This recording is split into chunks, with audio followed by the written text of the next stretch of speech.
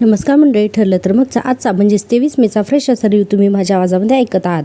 सायली म्हणते, काय गं पूर्णाजी, तुम्हाला बोलवलंस का? तर पूर्णाजी म्हणतात, हो गं, मी तुला बोलवलं, मला ना तुला एक गंमत दाखवायची म्हणून. आता पूर्णाजी एका लिफाफ्यामध्ये ना तिचे लहानपणीचे फोटो सायलीला दाखवतात आणि म्हणतात, हे बघ. सायली म्हणते, काय हे? पूर्णाजी म्हणतात, अगं बघ तरी.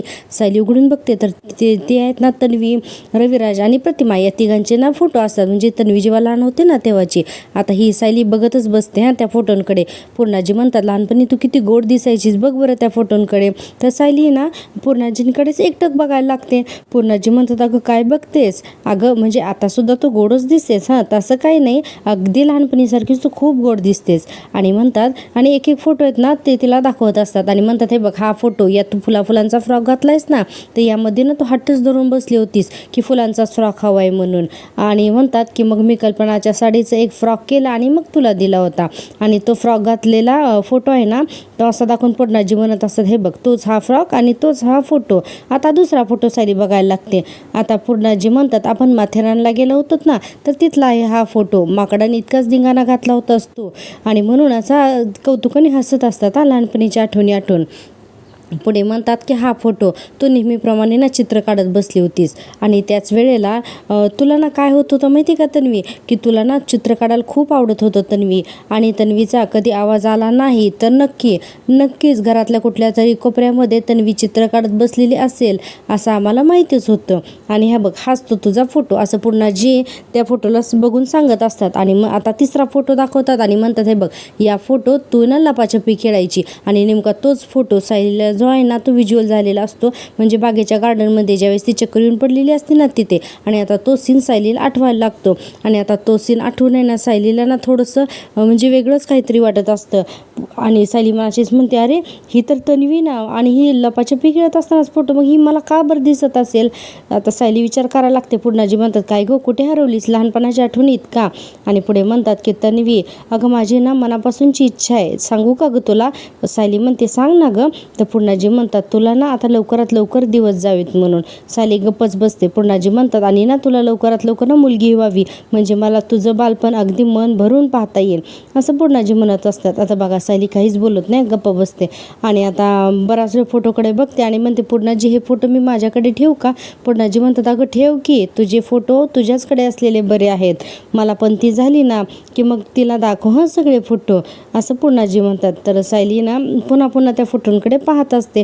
आणि आता शेवटी अतिशय मायेने त्या फोटोवरून ती हात फिरवते. आता आपण दुसऱ्या सीनमध्ये पाहतोय, सचिन एका ब्रोकरला घेऊन आहे ना त्याच्या आईबाबांच्या घरी येतो आणि म्हणतो, तुम्ही माझं घर तर बघितलं ना, जर का तुम्हाला डील ओके असेल तर आपण लवकरात लवकर व्यवहार पूर्ण करू. आता तो बिल्डर म्हणतो, पण तुम्ही घराची किंमत तर जास्त सांगताय. तर सचिन म्हणतो, हा तर डिस्टॅप सेल आहे, मला पैशांची गरज आहे म्हणून मी हे करतोय, नाहीतर स्वतःचं कोण विकतं हो. आणि पुढे म्हणतो की एनिवे, तुमच्यासाठी ही किंमत जर ओके नसेल तर मी ना दुसरी गिराईक बघतो, पण मला पैसे लगेच हवेत. आता तो ब्रोकर म्हणतो, नाही दुसरं कुणी बघू नका, मी तुम्हाला उद्या दुपारपर्यंत काय ते सांगतो ना. आता असं म्हटल्यानंतर सचिन म्हणतो, बरं ठीक आहे म्हणून. आणि म्हणतो, पण मी जास्त वाट बघू शकणार नाही. तो माणूस म्हणतो, हो ठीक आहे, कळवतो मी. आणि असं म्हणून तो तिथून निघून जातो. आता बघा तो बिल्डर, तो जो काही ब्रोकर आहे ना, तर तो गेल्यानंतर आता एक कुरिअरवाला येतो आणि म्हणतो, सचिन दीक्षित. तर सचिन म्हणतो, कमी मी सचिन दीक्षित. आता असं म्हणल्यानंतर तो म्हणतो की सर, तुमचं ना एक कुरिअर आले. आता सचिन ते कुरिअर घेतो आणि आता उघडून बघतो तर ते या ना हिअरिंगची नोटीस आहे ना, तर ती पाठवलेली असते. आता सचिन ती नोटीस पाहतो आणि बघा लगेचच तो आहे ना म्हणायला लागतो की डिओचं पहिलं हिअरिंग उद्याच आहे, असं म्हणायला लागतो. आणि बघा आता याच्यामध्ये डोक्यामध्ये ना चांगलेच प्लॅन शिजत आहेत. आता हा म्हणतो की अर्जुनने तर आता याच्यावरती ना चांगला जोर लावलेला दिसतोय, पण त्याला ना कल्पना नाही आहे की त्याच्या फॅमिलीसमोर आता काय वाढून ठेवलंय ते. आणि म्हणतो की चला सचिन दीक्षित, चला त्या महालाला आता शेवटची भेट देण्याची वेळ आलेली आहे, असं सचिन म्हणत असतो. आणि पुढे म्हणतो की माझा गेम आता तिथूनच सुरू होणार आहे म्हणून. असं म्हणून आहे ना त्याच्या डोक्यात एक जबरदस्त प्लॅन असतो. इकडे सुभेदारांच्या घरामध्ये विमल आणि कल्पनाताई दोघीजणी कामाची यादी करत असतात. आणि अस्मिता येते तर कल्पनाताई म्हणतात, अगं तू कुठे होतीस? आम्ही ना आता अर्जुनच्या बाळासाठी लागणाऱ्या सामानाची यादी करत होतो. अस्मिता म्हणते, वा, म्हणजे माझ्या बाळासाठी सुद्धा तू अशीच लिस्ट केली होतीस ना? आहे माझ्याकडे ती. इतक्यातच अर्जुन येतो. प्रतापराव म्हणतात, अरे अर्जुन कसा आहेस तू, मूड बरा आहे का तुझा? आता असं म्हणल्यानंतर अर्जुन ते सगळेजण बघायला लागतात ना. आता प्रतापराव म्हणतात, नाही म्हणजे सायलीने जेव्हा गोड बातमी दिली होती तेव्हा तुझा चेहरा अगदी बघण्यासारखा झाला होता. अर्जुन म्हणतो, हो डॅड, मला ना जरा त्यावेळेस टेन्शनच आलं होतं, पण आता मी ठीक आहे. अस्मिता म्हणते, ग्रेट, मग आता सेलिब्रेशनचं प्लॅनिंग करूयात. अश्विन म्हणतो, सेलिब्रेशन होतच राहील, पण दादा सगळ्यात अगोदर वहिनीला एखाद्या चांगल्या गायनेकॉलॉजिस्टकडे घेऊन जा. मी तुला काही नंबर्स पाठवतो, तू त्यांच्याशी बोलून घे. कल्पनाताई म्हणतात, हो, आणि हवं असेल तर मलाही सांगा, मी पण येईन म्हणून. आता अस्मिता म्हणते, बरं झालं ना आता, मग आता सेलिब्रेशनचं प्लॅनिंग करायचं, ठीक आहे. प्रतापराव म्हणतात, हो. आता चैतन्य म्हणतो, केवढा उत्साह आहे हिला. अस्मिता म्हणते, हो मग असणारच, मी बाळाची आत्या आहे. प्रतापराव म्हणतात, ते अस्मिता, बाळाचं काम, आत्याचं काम आहे ना बाळाच्या बारशा दिवशी, तेव्हाच बोलायचं. हां. अस्मिता म्हणते, मग माझ्या बाळाच्या बारशाचं तर प्लॅनिंग करूयात ना, घरात काही झालं तरी सेलिब्रेशन झालं याच्याशी मतलब आहे, असं अस्मिता म्हणत असते. सुभेदारांचे वातावरण खूप खुश असतं. हां, यांच्या घरातला आता इतक्यातच बघा सचिन येतो गेटमध्ये, अशी काही एंट्री दाखवली जसं काय हा हिरोच आहे. आता अशी जी एंट्री झालेली असते आणि आता तो पहिल्यांदा तर सुभेदारांच्या घराकडे बघतो आणि बघा आता सचिन त्याच्या खिशातून ना एक पेन काढतो. अर्थातच त्या पेनला ना कॅमेरा लावलेला असतो, म्हणजे असा छुप्या कॅमेऱ्याचा पेन तो आता खिशात ठेवणार असतो आणि सुभेदारांचं बोलणं सगळं रेकॉर्डिंग करणार असतो. आता सचिन तो खिशातला पेन काढतो, बराच वेळ तर त्या पेनकडे बघायला लागतो. सचिन खिशाला पेन लावून म्हणत असतो की तू स्वतःला खूप हुशार वकील समजतोस ना अर्जुन, आता पुरावे कसे गोळा करायचे असतात ना हे तुला मी दाखवतो, असं म्हणून त्या खिशातल्या पेनकडे बघत असतो आणि म्हणतो, माझ्या पेनमधला कॅमेरा जो काही काम करेल ना तर तो सगळ्यांनाच खूप महागात पडणार आहे, असं हा सचिन म्हणायला लागतो आणि पुन्हा घराकडे बघत असतो, स्माईल करतो आणि आता घरात जातो. इकडे आतमध्ये अर्जुन म्हणत असतो, अस्मिता आपण सेलिब्रेशन करूच, पण त्या अगोदर मला ना तुझ्याशी काही महत्त्वाचं बोलायचं आहे. आता अस्मिता म्हणते, काय बोल ना. तर अर्जुन म्हणतो, उद्या. इतक्यातच आहे ना सचिन घरामध्ये येतो आणि जर लागतो ना जोरजोरात टाळ्या वाजवायला. आता सगळेजण बघतात की हा सचिन आलाय म्हणून. खरं तर सचिन आलाय म्हणल्यानंतर कोणालाच आवडत नसतं, सगळ्यांना ना राग आलेला असतो की हा सचिन आलाय म्हणून. अस्मिता बघा आता लगेचच म्हणते की तू इथे कशाला आलाय म्हणून. आता भरभर चालत आहे ना या सचिनच्या समोर येते आणि म्हणते की सचिन तू परत इथे कशाला आलायस म्हणून, आणि म्हणते की या घरात येण्याची तुझी हिंमतच कशी काय झाली. आणि आता सचिनच्या कॅमेऱ्यात हे सगळं काही ना रेकॉर्ड होत असतं. आता सचिन म्हणतो, जशी तुझी मला डिवोर्स नोटीस पाठवण्याची हिंमत झाली ना अगदी तशीच, आणि आज तर मला उद्याची हिअरिंगची सुद्धा नोटीस मिळाली. आता अस्मिता अर्जुनकडे बघायला लागते. आता लगेचच बघा प्रतापराव म्हणतात, उद्याचं हिअरिंग. तर अर्जुन म्हणतो, हो डॅड, मी आत्ता ना तुम्हाला सगळ्यांना ना तेच सांगायला लागलेलो होतो. आता असं अर्जुन म्हणल्यानंतर सगळ्यांना कळतं की उद्या ना डिवोर्स केसचं पहिलं हिअरिंग आहे म्हणून. इतक्यातच काय होतं की सायलीसुद्धा तिथे येते हॉलमध्ये. सचिन म्हणतो, का आता चेहरे पाडण्याचा अभिनय कशासाठी करताय, मी इथे येण्याच्या अगोदर तर सेलिब्रेशनच्या तुम्ही गप्पा मारत होतात ना, असा सचिन हा म्हणायला लागतो. आता सचिन म्हणतो, आमचा डिवोर्स तुम्ही काही सेलिब्रेट करताय का. इतक्यातच सायली तिथे आलेली असते ना, तर सायली लगेच म्हणते, हो असं म्हणून सायली पण आता पुढे येते आणि म्हणायला लागते की तुमचा घटस्फोट ही आनंदाने साजरी करण्याचीच गोष्ट आहे, असं सायली म्हणते. आणि सायली पुढे म्हणते की तुम्ही अस्मिताच्या आयुष्यातून कायमचं चालला आहात ना, म्हणून आम्ही खरंच खूप आनंदात आहोत. असं जेव्हा सायली बोलते तर सचिन बरोबर तिच्याकडे वळून त्याच्या कॅमेऱ्यामध्ये तिचं सुद्धा बोलणं कॅप्चर करतो. सायली पुढे म्हणते, पण तुम्ही गेल्याने बाळाच्या आयुष्यामध्ये जे काही घडेल ना तर ती गोष्ट काही साजरी करण्यासारखी नाही आहे, असंही सायली म्हणत असते. आता बघा सचिन तर आहे ना चेहऱ्यावरचे त्याचे एक्सप्रेशन खूपच वेगळे दाखवले तर, कारण तो रेकॉर्ड करत असतो ना. सायली म्हणते, तुम्ही आता निघालात तरी चालेल. अर्जुन म्हणतो, ऐकलंच नाही बघ, तू इथे का आलास हे मी तुला विचारणार नाही, आता तू इथून निघायचा, चल निघ. आणि आता सचिन काय असं अगदी निमूटपण हे सगळं रेकॉर्ड करत असतो, पण सुभेदाराने या सगळ्याचा पत्ताच नसतो. सायली म्हणते, कसला विचार करताय तुम्ही, तुम्ची पावलंसुद्धा आम्हाला या घराला लागलेली नको आहेत, आणि म्हणते आणि तुम्ही आम्हाला घरात नको आहेत हे आणखीन आम्ही तुम्हाला किती वेळा सांगायचं. असं जेव्हा सायली बोलते सचिन बघा अगदी व्यवस्थित रेकॉर्ड करत असतो आणि म्हणत असतो, बोल सायली बोल, अगदी बोलत राहा, मला हेच तर अपेक्षित आहे, असं म्हणतो. आणि पुढे म्हणतो की तुझा शब्दाने शब्द मी ना रेकॉर्ड करतोय. अर्जुन म्हणतो, आता जे काय बोलायचं ना ते आता उद्याच्या हिअरिंगमध्येच बोलायचं. आताच लगेच सचिन सगळ्यांकडे बघायला लागतो. अर्जुन म्हणतो, चल निघायचं इथून, चल, असं करत असतो. सचिन म्हणतो, मी इथे अस्मिताला जाब विचारण्यासाठी आलोय म्हणून. अस्मिता पण आता बघायला लागते. अश्विन म्हणतो, कसला जाब रे, कसला जाब विचारायचा आहे तुला. आता असं म्हटल्यानंतर बघा आता चैतन्य सुद्धा तिथेच असतो. सचिन म्हणतो, मी कधीच दिवस मागितलेला नव्हता आणि मला माझ्या बाळाबरोबर राहायचं होतं, मला ना माझ्या बाळासोबत जगायचं होतं, असं काही बोलायला लागतो. आता हे घरात कोणालाही आवडत नसतं, सगळ्यांना वाटतं की हा फेकच बोलतोय. सचिन म्हणतो, माझ्या बाळाला त्याच्या माझ्या वडिलांची ना आता सध्या गरज आहे म्हणून. आणि पुढे म्हणतो पण तुम्ही सगळ्यांनी अस्मिताचे कान भरले, हिला माझ्याबद्दल नको नको त्या गोष्टी ऐकवल्या दाखवल्या, असा हा सचिन सांगायला लागतो. बघा तरी सुभेदार सगळे शांतपणे ऐकून घेत असतात.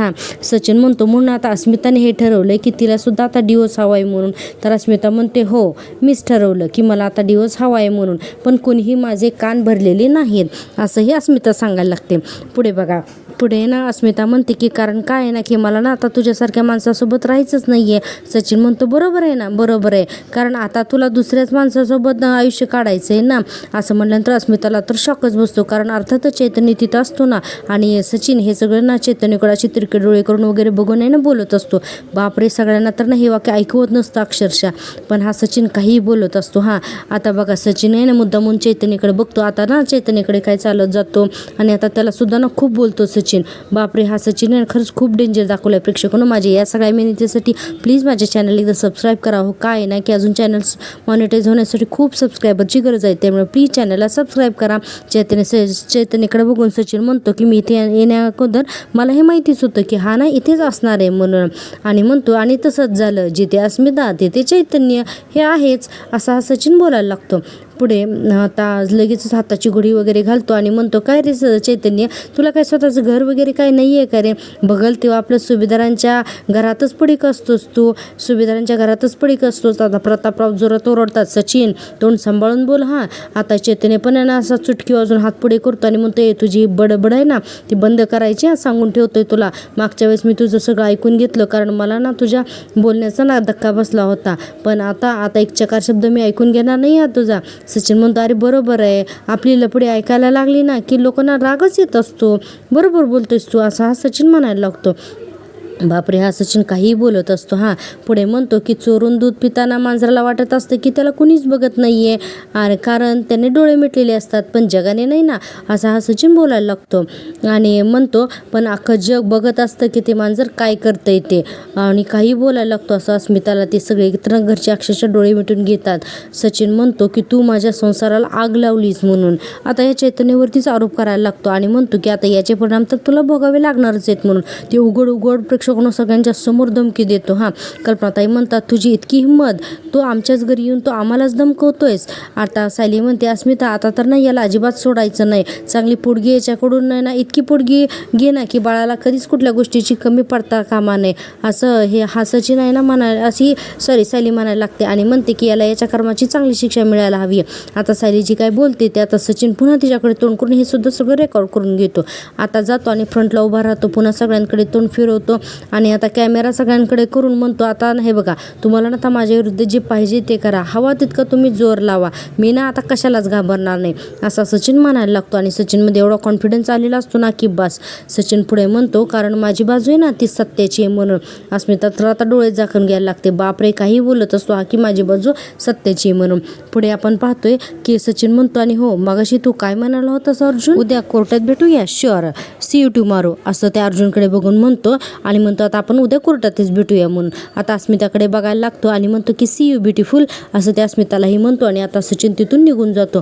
बापरे, या सगळ्या सुभेदारांना टेन्शन येताना अश्विन तर म्हणतो याची बाजू आणि सत्याची आहे, अरे हे बोलताना याला लाज सुद्धा कशी काय वाटत नाही, असं अश्विन म्हणायला लागतो.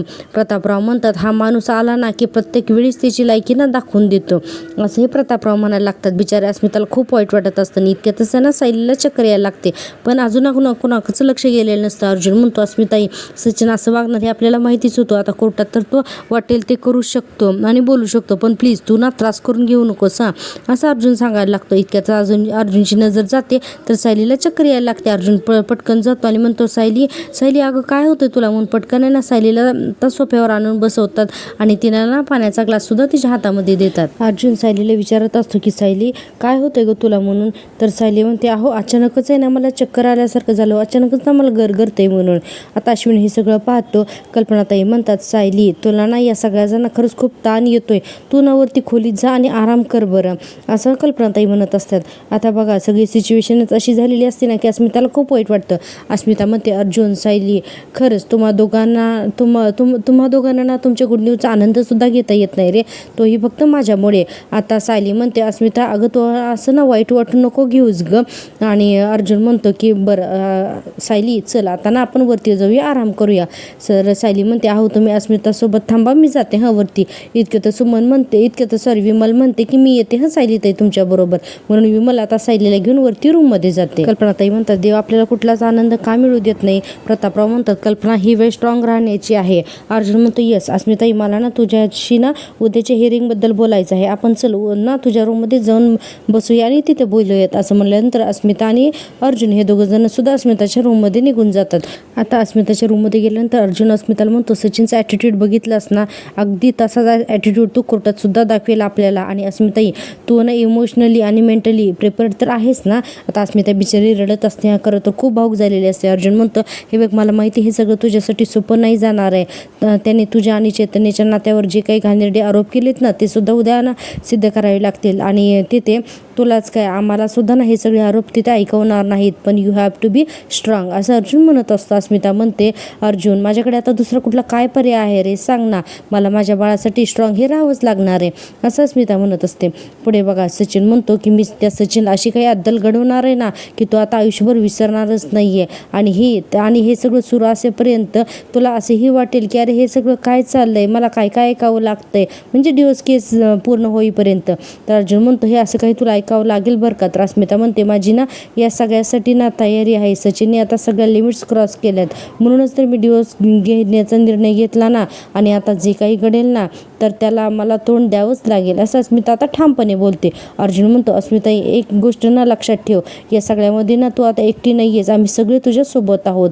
आता अस्मिता म्हणते हो रे अर्जुन मला माहिती आहे. असं अर्जुनच्या खांद्यावरती हात ठेवून म्हणते आणि म्हणते तुम्ही आहात ना म्हणूनच मला धीर येतोय. आणि बघा अर्जुन म्हणतो एक भाऊ म्हणून ना अस्मिताई मी तुला शब्द देतो, त्या सचिनने तुझ्या आणि तुझ्या बाळासोबत जे काही अन्याय केला आहे ना तर त्याची शिक्षा मी त्या सचिनला नक्कीच देणार असा अर्जुन आता बोलत असतो. आणि आता अस्मिताला खरंच खूप वाईट वाटतं. हा बिचारी अर्जुनच्या शेजारी बसते आणि अगदी त्याच्या खांद्यावरती डोकं ठेवून ना रडायला लागते. अर्जुन म्हणतो अस्मिताई अगं रडू नकोस ग, हे बघ सगळं काही ठीक होईल, इतक्यातच ना बाळ रडायला लागतं. आता अस्मिता पटकन उठते आणि आता बाळाला घ्यायला जाते. आता बाळाला पाळण्यातून काढते आणि आता अर्जुनच्या शेजारी येऊन बसते. अर्जुन म्हणतो बाळा तुला माहिती आहे आता तुझा मामा आहे ना तो सुद्धा बाबा होणार आहे आणि माहिती आहे तुझ्या मामाला एक नाही तर दोन मुलं असतील असं बाळाशी बोलत असतो. आणि अस्मिता बघत असते. हां अर्जुन म्हणतो एक तू आणि तो एक येणारा, मी ना बाळा तुला कधीच काहीच कमी पडू देणार नाही असं अर्जुन त्या बाळाच्या डोक्यावरती हात ठेवून बोलत असतं. आणि ते बाळांना खरंच खूप क्यूट असतं. आता ते बाळ रडायला लागतं. अर्जुनकडे बघून अस्मिता म्हणते अरे काय झालं, अच्छा तुला मामाकडे जायचं आहे का. अर्जुन नाही नाही नाही म्हणत असतो. अर्जुनला खूप भीती वाटत असते लहान बाळाला घ्यायला. अस्मिता म्हणत असते घे याला. अर्जुन म्हणतो नाही नाही मला ना खूप भीती वाटते, मला नाही जमणार आहे ते. आता अस्मिता म्हणते घे मानेखाली हात धर याच्या आणि घे म्हणून ना अक्षरशः अर्जुनच्या हातातच देते बाळाला. आता बाळ पण लगेच शांत होतं. अस्मिता म्हणते अरे बघ ना किती छान जमतंय तुला, उगाचच घाबरत असतोच. अर्जुन इतकं छान बाळाला पकडलेलं असतं ना. आता ते बाळ सुद्धा आहे ना अर्जुनकडे बघून खूप छान क्यूट अशी स्माईल करत असतं. खरंच अस्मिताचं बाळ खूपच सुंदर दाखवलं आहे. आता आपण पाहतोय अर्जुन बराच वेळ तर त्या बाळाकडे बघतो. अस्मिता त्याच्या खांद्यावरती हात ठेवते. अर्जुन थोडासा इमोशनल झालेला असतो आणि पुन्हा बाळाशी खेळायला लागतो. आता आपण दुसरा सीन पाहतोय तो म्हणजे इकडे सायलीचा. आता ही सायली ना बेडरूममध्ये तिच्या झोपलेली असते आणि झोपेतच आहे ना तिला छोट्याशा तन्वीचे सतत भास होत असतात. आता सायली झोपेतच थांब अगं पळू नकोस, अगं कुठे चाललीस, थांब ना, कोण आहेस तू असं काही म्हणत असते आणि म्हणत असते का दिसतेस तू मला, अगं पळू नकोस ना, अगं थांब असं बराच वेळ म्हणते. आणि अचानक ती झोपेतून उठते ना आणि ना तिला खूप घाम आलेला असतो आणि सायली खरंच खूप घाबरलेली असते कारण असं झोपेत बोलून. आणि जेव्हा उठून बसते आणि असे डोळे उघडते तर आजूबाजूला कोणीच नसतं. ती तिच्या खोलीमध्ये ना झोपलेली असते. बापरे सायलीचं ना आता डोकं दुखायला लागतं आणि अक्षरशः गरगरायला लागतं. हिला सतत होणारे बास यामुळे सायलीला खूप त्रास होत असतो. सायलीला परत ना ती छोटी तन्वी आणि हे सगळे बास आठवतात आणि तिला हेही आठवतं की पुन्हाजीने तिला छोट्या तन्वीचे फोटो दिलेत आणि तीच छोटी तन्वी सायलीला आठवते. म्हणून सायली आता पटकन दरवाजा उघडते म्हणजे तिच्या कपाट उघडते आणि त्यातून ते फोटो काढते आणि म्हणते अरे ही तर तीच मुलगी आहे, ही तीच मुलगी जी मला सतत दिसत राहते म्हणून. आणि त्या फोटोकडे कंटिन्यू बघत असते आणि म्हणते झाडाखाली चष्मा लपवणारी मुलगी पण हीच होती. आणि सायली त्या फोटोकडे बघून म्हणते अरे पण ही तर तन्वी आहे ना. अरे मग मला हे असे भास का होत आहेत आणि पूर्णाजींच्या समोर तन्वी असण्याचं नाटक करण्याच्या पलीकडे माझा काय संबंध आहे या मुलीशी असंही सायली विचार करायला लागते. सायलीला आता खरंच खूप टेन्शन यायला लागलेलं असतं आणि सतत आहे ना प्रेक्षकांनी या सिरियलमध्ये हेच दाखवत आहेत की सततच सायलीला भास होत आहेत म्हणून. आता कंटाळा आला बाबा हे सगळं बघून पुन्हा सायलीचं डोकं धरतं आणि आता सायली पुन्हा त्या फोटोकडे बघून डिप्रेशनमध्ये जाते. आता पुढच्या सीनमध्ये आपण पाहतो इकडे जेलमध्ये प्रिया ओरडत असते, कुणी आहे का? ओ कॉन्स्टेबल मॅडम, कुणी आहे का? ओ कॉन्स्टेबल मॅडम, इथे इथे इथे या ना जरा, इकडे मी हाक मारते. असं म्हणल्यानंतर ती कॉन्स्टेबल येते आणि म्हणते, काय ग सारखं तुझं, इथे या इथे या, इथे काय तुम्हाला नोकर समजतेस का? तर प्रिया लगेच म्हणते, नाही नाही नाही नाही, माफ करा, मला ना तुम्हाला त्रास द्यायचा नाही आहे. आणि म्हणते की ॲक्च्युली मला ना एक तुमची छोटीशी मदत हवी होती. ती कॉन्स्टेबल म्हणते, मदत? कसली मदत हवी आहे? तर प्रिया म्हणते, हे बघा, मला ना माझ्या घरच्यांना काही करून निरोप द्यायचं आहे की मी गरोदर आहे म्हणून. तर त्यासाठी मला काय करावं लागेल? म्हणजे इथले काही नियम वगैरे असतील ना, म्हणून विचारते. तर ते कॉन्स्टेबल मॅडम म्हणतात, ते तुझ्या वकिलांशी बोल, तेच तुला सांगतील काय ते. प्रिया म्हणते, वकील नाही हो माझ्याकडे, मी कुठून वकील करणार, आणि माझ्यासाठी वकील बघेल असं बाहेरही कुणी नाही आहे, असं प्रिया म्हणते. आणि पुढे म्हणते की प्लीज प्लीज माझी मदत करा ना. हे बघा, जर का बाहेरच्यांना कळलंच नाही की मी गरोदर आहे तर माझ्या मदतीसाठी कुणीच येणार नाही ना. आणि त्या कॉन्स्टेबलला खूपच कन्व्हिन्स करत असते आणि म्हणते, प्लीज मला ना तुमच्या मदतीची खूप गरज आहे, एका गरोदर बाईसाठी तुम्ही एवढीशी मदत करणार नाही का? ते कॉन्स्टेबल म्हणते, बस बस, तुझी नाटकं नको आहेत आता ही. तर प्रिया म्हणते, प्लीज मग मला सांगा ना, मी काय करू, मला प्लीज काहीतरी मदत करा ना. आणि प्रिया म्हणते, हे बघा म्हणून पोटावरती हात ठेवते आणि म्हणते, माझ्या बाळाच्या ना भविष्याचा प्रश्न आहे, माझ्या सासरच्यांना जर का कळलंच नाही मी गरोदर आहे तर माझ्या कुणीच मदतीला नाही ना येणार. अहो, एक स्त्री दुसऱ्या स्त्रीकडे मदत मागते हो, प्लीज तुम्ही एक आई आहात ना, तर एक आई म्हणून तरी तुम्हाला माझ्या बाळाची दया येत नाही आहे का? असं त्या कॉन्स्टेबललाच म्हणायला लागते. आता बघा, अक्षरशः त्या कॉन्स्टेबलच्या पायातच पडते आणि म्हणते, अहो मी ना तुमच्या पाया पडते, प्लीज मला मदत करा, प्लीज माझ्या बाळासाठी म्हणून मला मदत करा. आता ना ते कॉन्स्टेबल म्हणते, अरे ठीक आहे ठीक आहे ठीक आहे, म्हणून तिला उठवते आणि म्हणते, मी जेलर साहेबांशी बोलते आणि तुला तुझ्या घरी निरोप पाठवायचा आहे ना, तर त्याची परवानगी देत आहेत का ती मी बघते. हां. प्रिया म्हणते, थँक्यू, हां खरंच थँक्यू सो मच. आणि म्हणते, तुमचे खरंच खूप खूप आभार, हात जोडून म्हणायला लागते. कॉन्स्टेबल म्हणते, ठीक आहे, म्हणून निघायला जाते. प्रिया म्हणते, जरा लवकर बघा. हां. आता कॉन्स्टेबल तिथून निघून जाते आणि हा बघा, हाही प्रियाचा एक डावच असतो. आता आपण पाहतोय पुन्हा इकडे सचिन आलेला असतो साक्षीकडे आणि म्हणत असतो, त्या सुभेदार फॅमिलीनी आणि अस्मितानी ना माझी प्रचंड बदनामी केली आहे. आता सुद्धा ना तिला मला सहजासहजी डिवोर्स द्यायचाच नाही आहे, तिला माझ्याकडनं पोटगी हवी आहे, असं सचिन म्हणायला लागतो. आणि सचिन पुढे म्हणतो की आता मला सांग, माझ्या डोक्यावर एवढं कर्ज असताना हे अस्मी माझ्याशी असं कसं काय वागू शकते बरं, मला ना काही कळतच नाही. आता साक्षी ना असं चेहऱ्यावरती हात धरून येते आणि म्हणते, पण ती तुझ्याशी अडवणूक तर काय का करते? अरे सचिन, तिला माहिती नाही की तुझं तिच्यावर प्रेम नाही आहे म्हणून, मग तरी असं ती का करते? सचिन म्हणतो, अगं हो, चांगलंच माहिती आहे आणि तिला हे सुद्धा माहिती की माझं फक्त तुझ्यावर प्रेम आहे साक्षी. आणि सचिन पुढे म्हणतो, तिला ना आपल्याला एकत्र येऊ द्यायचं नाही आणि या सगळ्यात तिची फॅमिली तिचा सपोर्ट करते आणि आता ते सगळेजण मिळून मला छळत आहेत, असा साक्षीला सांगत असतो. साक्षी म्हणते, ऐक, तू ना पहिल्यांदा शांत हो आणि या सगळ्याचं ना तू टेन्शन नको घेऊस. हे बघ, ती तुझ्याकडे पोटगी कधी मागू शकते, जेव्हा ती ही गोष्ट सिद्ध करू शकेल की आपल्या दोघांचा अफेअर आहे म्हणून. पण जर का ती ही गोष्ट सिद्धच करू शकली नाही तर? सचिन म्हणतो, अगं साक्षी, तू काय बोलतीस, तुला कळते का तू काय बोलतेस ते? आणि म्हणतो की आपल्या दोघांचा अफेअर आहे ही गोष्ट ती सहज सिद्ध करू शकते. अगं त्यांच्याकडे तसे पुरावे आहेत ना. साक्षी म्हणते, काय पुरावे आहेत त्यांच्याकडे? हेच की तुझा आणि साक्षी शिकरेचा अफेअर आहे. अगं अरे, पण जर का साक्षी शिकरेच या जगात नसेल तर? सचिनला आता काहीच कळत नाही. सचिन म्हणतो, म्हणजे साक्षी तुला नक्की काय म्हणायचं आहे काय? आता बघा, हां, साक्षी म्हणते, सचिन माझ्याकडे एक प्लॅन आहे म्हणून. आता सचिन बघतच राहतो.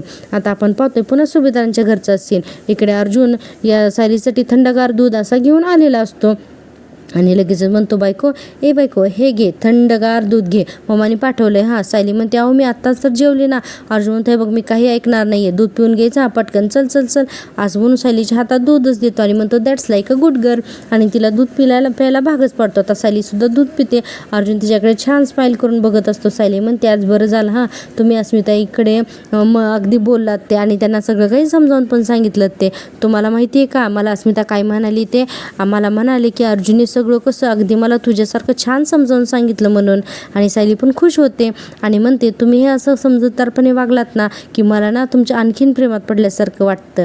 आता अर्जुन म्हणतो, क्या बात आहे, आज चक्क बायकोकडून कौतुक, अरे वा, असं वाटतंय की हा चंद्र आहे ना तो पश्चिमेकडून निघाला आहे. तर सायली हसायला लागते. ती म्हणते, अहो काय बोलताय तुम्ही? अहो, ती म्हणते, ही म्हण चंद्राच्या बाबतीत नाही तर सूर्याच्या बाबतीत असते की सूर्य आज पश्चिमेकडून निघाला की काय. आता ना. आता अर्जुन म्हणतो माहिती आहे मला, पण आता रात्र आहे ना म्हणून मी चंद्र असं म्हणतोय, मी ना जरासं मॉडिफाय केलं. सायली आता हसायला लागते आणि म्हणते वा. अर्जुन म्हणतो आता पटापट दूध पिऊन घे, मग ना मला तुला काहीतरी दाखवायचे. सायली म्हणते काय? अर्जुन म्हणतो सरप्राईज, चल पटकन दूध पिऊन घे. आता सायली फास्ट दूध पिऊन घेते. अर्जुन लगेचच कपाटामधून आहे ना म्हणतो की मी तोपर्यंत ती गिफ्ट काढतो, म्हणून कपाटातून 2 उषा काढतो. आता त्या 2 उषा ज्या आहेत ना तर त्यांची जी म्हणजे ब्लँक साईड आहे ना ती सायलीकडे दाखवतो आणि म्हणतो डॅन टॅडॅन, कसं वाटलं? सायली म्हणते काय आहे? कळलं तर सांगू शकेन ना मी. आणि कोरी बाजू सायलीकडे केलेली असते. अर्जुन म्हणतो अगं बघ ना, ह्या नॉर्मल उषा नाही आहेत, याच्यावरती ना काहीतरी लिहिलं आहे, वाच. सायली म्हणते हो का? म्हणून सायली मुद्दाम म्हणते उषांकडे बारीक बघते. ती म्हणते अहो पण याच्यावरती काही लिहिलेलंच नाही आहे ना. आता अर्जुनला आणि म्हणते की मला तरी ते कुठे काही लिहिलेलं दिसतच नाही आहे. अर्जुन म्हणतो बायको अगं असं काय करतेस तू? आणि बघतो तर खरंच उषांची ना उलटी साईड तिने सायलीकडे केलेली असते. आणि म्हणतो अरे चुकलं सॉरी हां असं म्हणून त्या उषाने सरळ बाजू आहे ना सायलीसमोर पकडतो आणि बघ म्हणतो तर फादर टू बी आणि मदर टू बी असं मस्त असतं त्या दोन्ही उषांवरती लिहिलेलं असतं. आणि अर्जुनने ते सायलीसाठी गिफ्ट म्हणून आणलेलं असतं. आता हे सगळं पाहून आहे ना सायली थोडीशी इमोशनल होते, तिला हे खूप आवडतं. अर्जुन म्हणतो कसं वाटलंय? सायली ते आता दोन्ही हातात घेते, तिला खरंच खूप कौतुक वाटत असतं. सायली म्हणते वा किती छान आहे. अर्जुन म्हणतो या उषांना मी बाहेरून आणलं होतं आणि हे जे आहे ना ते वरचं हे सगळं मी केलं आहे माझ्या हाताने, आवडलं का गं तुला? सायली अतिशय मायेने त्याच्यावरून हात फिरवत असते आणि म्हणते आवडलं ना. अर्जुन म्हणतो अगं मग रडतेस कशाला? हे बघ तुला आवडलं नसेल तर आय एम सॉरी हां. सायली म्हणते अहो रडत नाही आहे मी, अहो हे ना याला आनंदाश्रू असं म्हणतात, तुम्ही इतक्या छान उषा बनवल्यात ना म्हणून ना माझ्या डोळ्यामध्ये पाणी आलं. अर्जुन म्हणतो अगं पण मग हे रडायचं नसतं ना, मला माहीत नव्हतं गं, खरंच सॉरी. आणि म्हणतो पण बायको तुला एक गोष्ट सांगू का, मी तुला या अगोदर मला बाळ नको आहे असं सगळं सांगून जे काही टेन्शन दिलं होतं ना त्याची मी कशी भरपाई करतो ना ते आता तू बघच. आणि म्हणतो मी आता तुझी अशी काळजी घेणार आहे ना की तुम्हाला स्वतःहून म्हणशील की मी या जगातला बेस्ट बाबा होणार आहेस. सायली म्हणते ते तर तुम्ही आत्तासुद्धा आहात आणि thank you father to be. Arjun म्हणतो you are most welcome mother to be. म्हणून दोघं जण छान स्माईल करत असतात आणि सायली म्हणत असते खरंच खूप छान आणलात हां तुम्ही माझ्यासाठी उषा म्हणून. आणि ठरलं तर मग आजचा हा भाग इथेच संपतो. आता आपण पाहतो उद्याच्या भागामध्ये रात्रीचं सायली छोट्या तन्वीचे फोटो पाहत असते. अर्जुन म्हणतो तू छोट्या तन्वीचे फोटो सगळे का बघतेस, एवढा का विचार करतेस तू? तर सायली म्हणते मलाच या प्रश्नांचं उत्तर काही करून कळत नाहीये आणि हे फोटो सगळे माझ्याशी का जोडले गेलेत मला तेच कळत नाही. आणि आपण पाहतोय सचिन आता त्याच्या आई वडिलांना एका वृद्धाश्रमात घेऊन येतो आणि म्हणतो प्लीज तुम्ही दोघांना मी इथे काही दिवस राहण्याचा आग्रह करतो, तुम्ही इथे ना सेफ असाल असं म्हणून आई वडिलांना अक्षरशः वृद्धाश्रमात ठेवतो तो. आणि म्हणतो की फायनली तुम्ही दोघं वृद्धाश्रमात गेलात म्हणून. आणि सायली त्या फोटोकडे बघते तन्वीच्या आणि म्हणते तुला पाहिलं ना की मला ना तू अगदी मीच वाटते. आणि म्हणते की ज्या मुलीला मी कधी भेटलेच नाही आहे तिच्याबद्दल मला एवढी ओढ का जाणवते असंही सायली म्हणत असते. आणि इकडे सचिनने त्याच्या वडिलांना अक्षरशः वृद्धाश्रमात ठेवलेलं असतं आणि स्वतःचं घरसुद्धा विकून टाकलेलं असतं. आता उद्याच्या भागात पाहूया आणखीन काय होतं ते. तोपर्यंत प्लीज माझ्या चॅनलला सबस्क्राईब करा आणि हो व्हिडिओला लाईक नक्की करा. भेटूया उद्याच्या भागात, तोपर्यंत टेक केअर, बाय बाय.